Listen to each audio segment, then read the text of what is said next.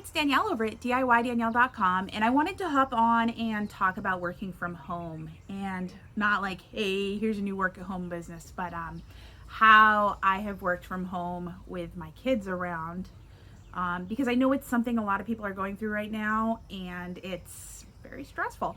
We were talking about it in a blogging group I'm in, and I realized I had a little bit of input here that I thought might be useful for people, so I decided to share it. I'll share it on my blog on DIYDanielle.com, but I'm also sharing it here on YouTube for those of you who follow over here.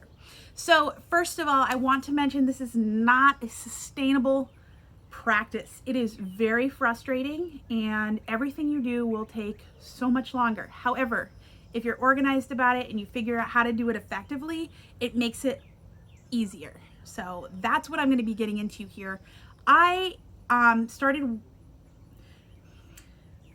staying home with my kids back in 2011 when my youngest son was born, and I was kind of blogging for fun at the time, and then eventually it took off and I started being more and more serious about it, and of course my blog does much better now than it did in 2011, and it also takes a lot more time.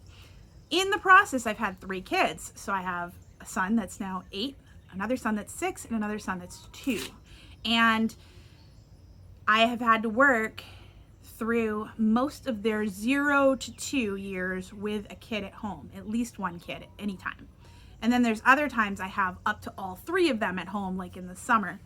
So I actually was just about to get out of this. I was like, no, I'm done. This has been really frustrating. It's been a long, almost 9 years, and I mentally cannot do it anymore because I felt like I was being stretched in so many directions, and I couldn't be a good mom, and I couldn't be good at my blog, and I couldn't do all the things I wanted and feel like I had a good balance. So that's why we had started to look into having an au pair come live with us, because I was like, well, that's kind of a balance of both, because I can be home and get my work done, but I can have someone playing with my son, but then I can also go and walk to pick up my other kids from school, or if I want to have one-on-one time with one of my older kids to like help them with their schoolwork, I can do that because I have another person to help. So that was a really ideal situation, but then Trump passed passed an executive order recently, a couple weeks ago, to stop any visas from coming in until December 31st. So of course I was in absolute tears. I was like, I'm done, I'm so done. But there's not, like, what am I gonna do? I mean, I'm not gonna find a child care provider. Like, I can't stick my 8-year-old and 6-year-old in daycare. And next year it's gonna look like we're gonna be homeschooling because that's what our school system's doing. So I'm gonna have to figure out how to work around this. And I've done it before, so it helps to kind of talk through with everyone else what I've done in the past that was successful, and maybe it'll help get me back into a good mental state here for myself. I called my doctor in tears. I was like, please, I need an antidepressant right now because this is really hard. Because, you know, I've kind of been pulling through here, but it is very stressful, and just make sure you have respect for that, and, you know, talk to a doctor if you are feeling similarly. I'm gonna keep it real. I have depression. I've had depression my whole life. I've managed it successfully on my own for the most part, but occasionally I need medication. This is one of those times. It's very high stress time. I want to make sure I'm a good mom. I want to make sure I have the focus and the energy to do some of the things I need to do right now. And the depression was not allowing that. Okay, so I made a list of things that I found helpful. Now, first thing, you have 3 major times that you're able to work when you have kids at home. You have nap time, you have bedtime, after bedtime, and you have screen time. So if my kids are interrupting me during screen time's off. I'm not gonna deal with fighting during screen time. I'm not gonna deal with, mommy, I need this, or I wanna watch this and I wanna watch this. No, y'all need to figure it out, because that is my work time. So that is one thing that we've really, I've really worked on with them. The other thing is everyone has to help out. That means all of the children need to help out with chores. I can't be letting them create a mess in one room and getting work done if I'm just gonna be stressed out because I'm tripping over stuff after I'm done and realizing, oh, I can't spend time with my family now because now I have to go pick up the mess that they made. And in the meantime, while I'm picking up the mess, they're making another mess in another room. That is not feasible. They will make a mess faster than you can work. They need to help out. And your husband needs to help out if you, or a spouse or whoever you have at home with you, they also need to help. Like nobody needs to be relying on mom to do all of the work. Okay. When you are doing your chores, get your kids involved. Whether you play the cleanup song, I have an Alexa, we'll play the cleanup song, everyone will clean up at the same time. Or if I'm doing laundry, I might have my 2-year-old helping me put the laundry in the dryer. And that seems like, okay, well, Danielle, it's gonna take a little longer. It does. However, that is time my 2-year-old is not making a mess in the other room. And it's also showing him, oh, this is a task we complete. And it's not like that's just something mom does in the other room. No, you're helping do this. Or maybe I let you push the buttons to turn it on, or you can, I'll give you the right amount of powder to put in and you put it in. These are all things that they can help with and that keep them out of trouble while you are trying to get some things done. Okay. Next thing, mother's helpers or trade with other moms. Now we're in the middle of coronavirus, so you know your comfort level is going to be your comfort level. But if you have another parent in the neighborhood that you've agreed, hey, we're both social distancing pretty well. I want my kids to have a playmate. We have one other family we trade off with right now. And I've done this in the past really successfully, actually. With my first son, I traded with a friend of mine. She was going to school sometimes and I was trying to work. So like we would trade off watching kids and it was amazing. It was very helpful. So yeah, if you have a family you can trade off with, like they watch your kids for 2 hours and the kids all play together and then their kids come to your house for 2 hours. It's a really nice way to do it, especially if you have someone you trust to take care of your kids and all that good stuff. So, the other thing to think about is, and the mother's helper I've been a little hesitant about because mother's helpers, just babysitters in general, are very expensive near me. So for 3 kids, I'm looking at really like probably $15, $20 an hour. So I've got to decide at this point what is worth me hiring a babysitter for. So if I'm hesitant because of, you know, the virus and having them go to multiple households, but even if I wasn't, I would have to start looking at, well, could I hire someone to do this for $10 an hour or $15 an hour? Because if I can, that's cheaper than the childcare, on top of cheaper than the childcare and worried about the risk of having another person come in. So if there's jobs you can hire out, it's obviously a great idea to do that. Now, this is for younger kids in particular. I always set up a safe play zone, and usually I have more than one. So they have a playroom. I have that stuff on lockdown. I have baby proofing. I make sure there's safe things down there that we're not going to have kids choking on things or sticking their tongues in outlets while I'm not paying attention. So I try to make sure we have safe zones, and I set up a work area near them. So in my sewing room, I have a few toy items. They go on a high shelf, and the kids get to play with them when I'm sewing. The same thing I can set up in the playroom with my laptop when I'm working, and I can keep an eye out and an ear out for what's going on and still focus fairly well on what I'm doing. The other thing I try to do, and it's not worked as well in recent years, but I try to set up closed bins. So let's say there's a pile of, like a box of toys that they really, really like. So we pull those down, and when they're done, they said, Mommy, can I have another bin? And you say, well, once you pick that bin up. So they pick it up, so that saves you time, so you're not spending time picking those things up. They give you the full bin, and you put it away, and you give them the new bin. This will save you energy, and it'll give you some peace of, like, it's nice. Okay, so the other thing is kids are going to interrupt because they want to play with you. Mommy, will you play with me? And I am 100%, I think, first of all, I've had this discussion with my husband a lot. Playing with children is great. Them playing alone is also great though. It's really good for them. You don't need to supervise them all the time. Sometimes by playing by themselves or playing with their siblings, that's where they show their creativity and they learn to do things alone. It's good. It's good for them. Don't feel like you always have to supervise them, but it's also good to spend time with your kids. There's nothing wrong with that. However, the kids come to me and ask me to play with them. I will ask them to pick up what they were playing with first. Or I'll say, okay, well, once you pick up the mess you were playing with, that puzzle you were playing with, or those toys, then we will play for a little bit. And that's fine. So you set up some boundaries around that. That gives you a little bit of a buffer so you can finish what you were doing before you want to play. Now, sometimes the kids will get distracted and they'll start playing again and they'll forget.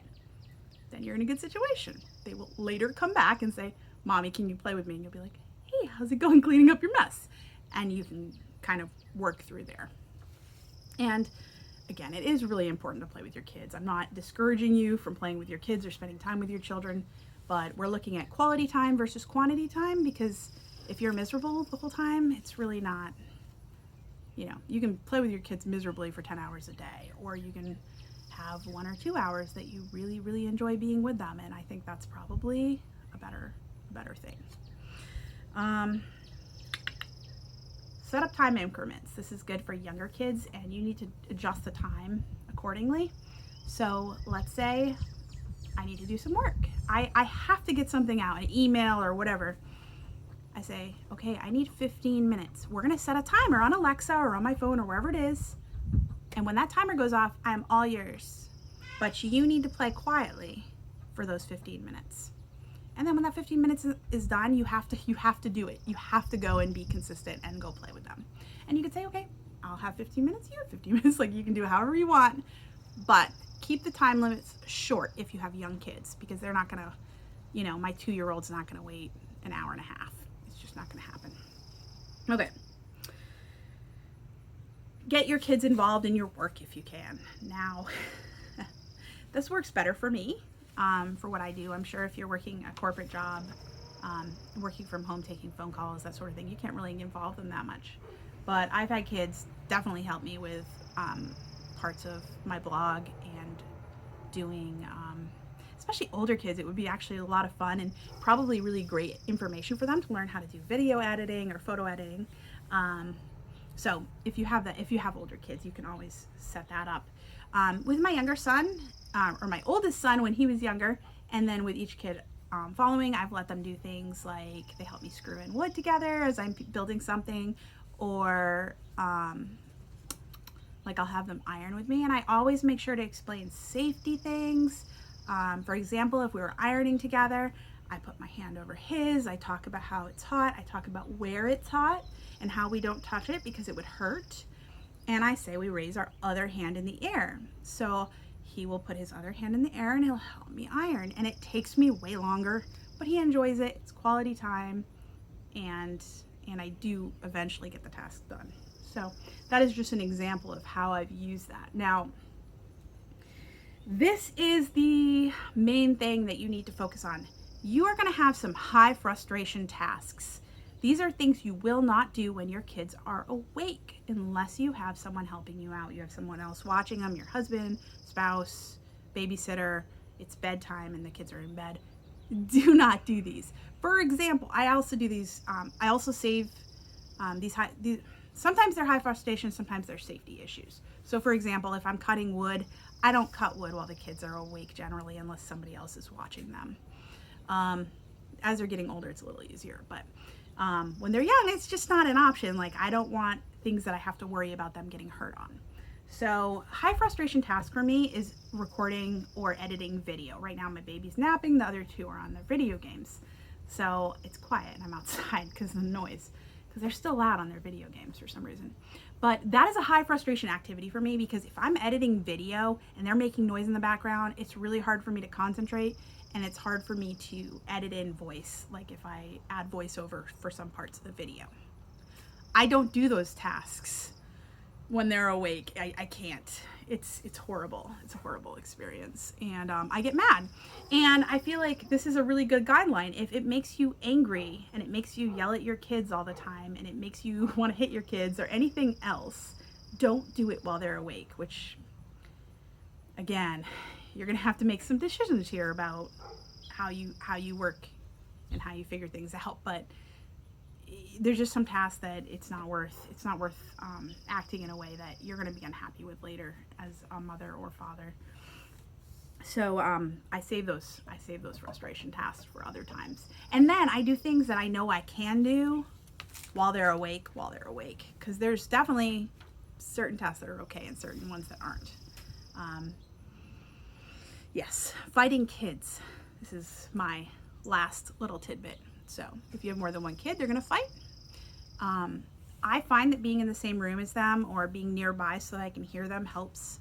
And when I hear them start to ramp up, like I can hear, you can kind of see it coming, and they start, and before someone screams and hits someone, which sometimes I miss that key moment, but sometimes before that, I'll be like, hey, Caden, can you go let the dog out? Or, hey, 𝐥𝐤𝐤𝐞, did you guys put your laundry away in your rooms yet? I will try to interrupt somehow. Hey, will you give me something in the other room? I need somebody to grab me a pen. So that way it just gets them out of that that escalation cycle that they're about to get into where somebody gets punched.